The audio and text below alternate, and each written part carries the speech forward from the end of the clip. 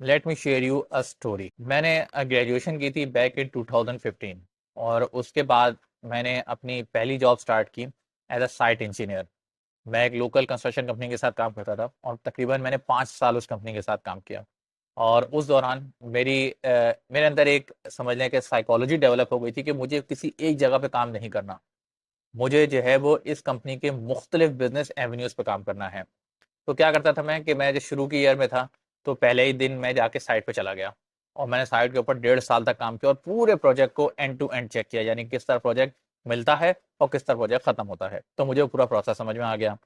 उसके बाद मैं हेड ऑफिस आ गया। हेड ऑफिस में मैं टेंडरिंग पे काम करता था, यानी मुख्तलिफ प्रोजेक्ट्स को किस तरह लिया जाता है। और फिर मैंने पूरा एंड टू एंड प्रोसेस देखा कि किस तरह टेंडर आता है, किस तरह उस पर काम होता है और किस तरह उस टेंडर को एग्जीक्यूट किया जाता है। फिर उसके बाद मैंने अपने सीईओ से बोला, एक और प्रोजेक्ट आया जिसकी टेंडरिंग के ऊपर मैंने काम किया था और मैंने अपने सीईओ से कहा कि मुझे उस प्रोजेक्ट पे भेजें क्योंकि मैंने उसके टेंडर को पढ़ा हुआ है। तो मैं देखना चाहता हूँ कि जिसने टेंडर को अच्छे से पढ़ा हो क्या वो एग्जीक्यूट भी उतना अच्छा करा सकता है। और फिर मेरे सीईओ ने मुझे इजाज़त दे दी और मैं साइट के ऊपर चला गया, जबकि मेरी हेड ऑफिस की जॉब बहुत कंफर्टेबल जॉब थी। और मैं साइट के ऊपर चला गया, वहाँ मुश्किलात आई, मुख्तलिफ तरह के प्रेशर्स आए और मैंने सब बर्दाश्त किए। और वो प्रोजेक्ट भी सक्सेसफुली मुकम्मल हुआ और उसमें भी मेरा इन्वॉल्वमेंट बहुत इंपॉर्टेंट साबित हुई क्योंकि मैं टेंडरिंग प्रोसेस को अच्छे से समझ के आया था। उसके बाद जब मुझे एहसास हुआ कि हाँ मैंने इस कंपनी से मैक्सिमम अपनी तमाम चीज़ें हासिल कर ली हैं, उसके बाद मैं एक और कंपनी के अंदर चला गया जो कि बहुत बड़ी रियल एस्टेट कंपनी थी। उसके एंड टू एंड प्रोसेस को मैंने समझा, किस तरह से वो काम करती है, किस तरह से वो जो है वो लोगों को रिस्पॉन्स करती है, किस तरह से कॉन्ट्रैक्टर को एंगेज करती है, किस तरह क्लाइंट को इंजेक्ट करती है। मुख्तलिफ चीज़ों को मैंने सीखा। जब मुझे लगा कि हाँ मैंने इस कंपनी का फ़ायदा उठा लिया, मैं दूसरी कंपनी के अंदर चला गया जो कि ईपीसी प्रोजेक्ट पे काम करती थी, यानी विंड पावर प्रोजेक्ट पे काम करती थी, सोलर पावर प्रोजेक्ट पे काम करती थी और वो एक टोटली नया एक्सपीरियंस था।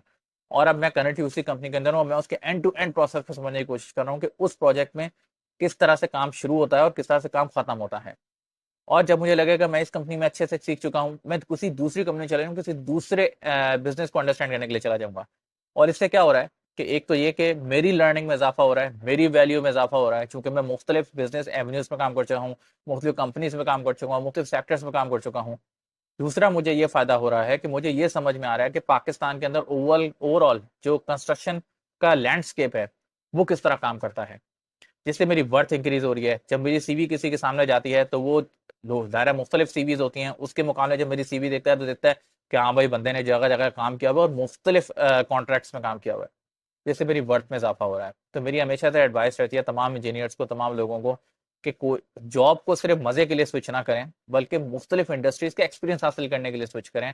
इससे आपकी वर्थ में भी इजाफा होगा और आपकी सीवी भी हमेशा प्रोमिनेंट रहेगी।